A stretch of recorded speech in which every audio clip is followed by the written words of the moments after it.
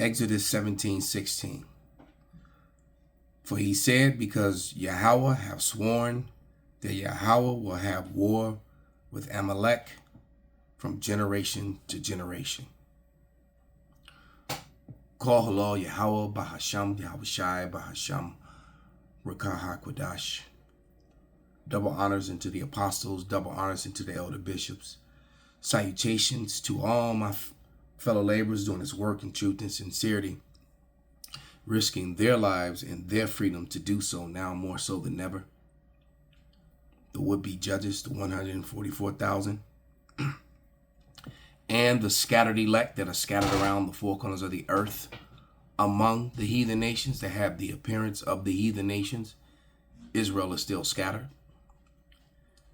And it is not a black-only thing.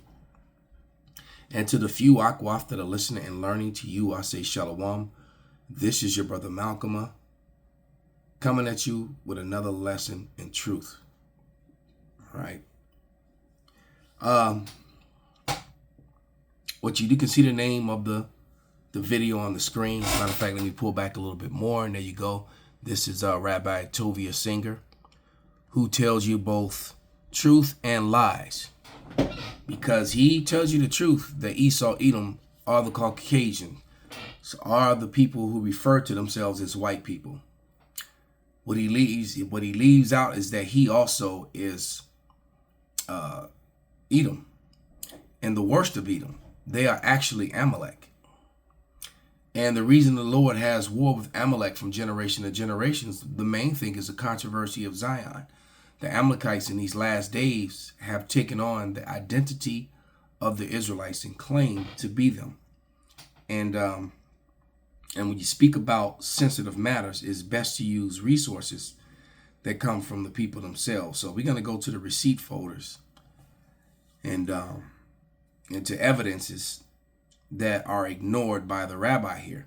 Because when I show you this video and then the way he speaks so arrogantly and so proudly about condemning the white race and white Christianity, leaving himself out of the equation, as if he is not Edom as well, and if he is not the chief house, because it tells you in the Holy Scriptures that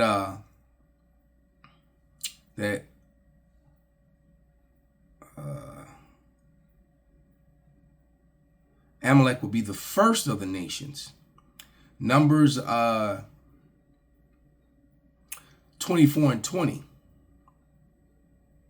And it reads, and when he looked on Amalek, he took up his parable and said, Amalek was the first of the nations, but his latter end shall be that he perish forever. So it's telling you that he will be in the end and that he's the first of the nations.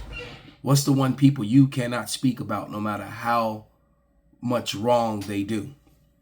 What's the one nation you can't speak about no matter how much fraud is connected to their history?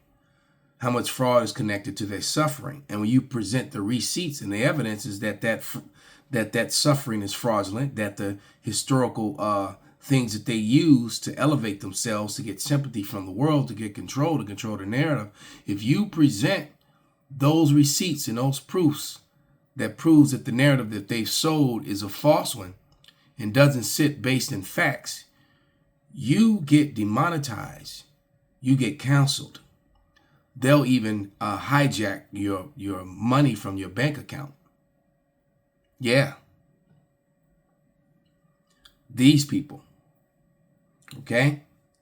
So, first receipt is going to come from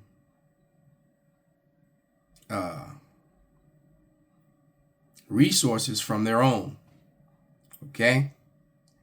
And the first one is from the Encyclopedia Judaica 1971, volume 10. And it reads, Edomite Jews, see, they're Amalek, they're the Jews, began to call themselves Hebrews and Israelites in 1860. Encyclopedia Judaica 1971, volume 10, 23. Next receipt. Esau Edom is modern Jewry.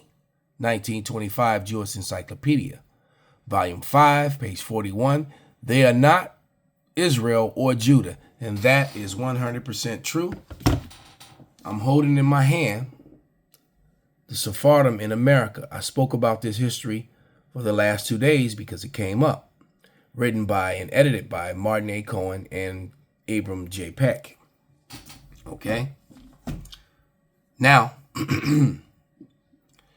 it gives you the breakdown in this book that how the Sephardim, all right, who were the Moors and Morenos that left Portugal and Spain, got scattered around the world and began to call themselves the Huguenots. I read you the receipts on the descriptions of them in many, I won't say ancient books, but books that go back to 200 and 300 years ago. All right, prior to the time where the Jewish, the converts, the Edomite converts, began to call themselves Jews, just like you just saw the evidence. And when Portugal and Spain fell, these Moors, these Morenos, these Negroes, all right, who are described as such, spread across Europe and were the ruling class people in Europe, all right, and they also helped set up the 13 colonies. And what happened is that the Ashkenazi converts in 1860, well, they began to pour here into America. So this is on the flaps in the book, in the said book, in this book right here. And I've read it. I'm going to read it again.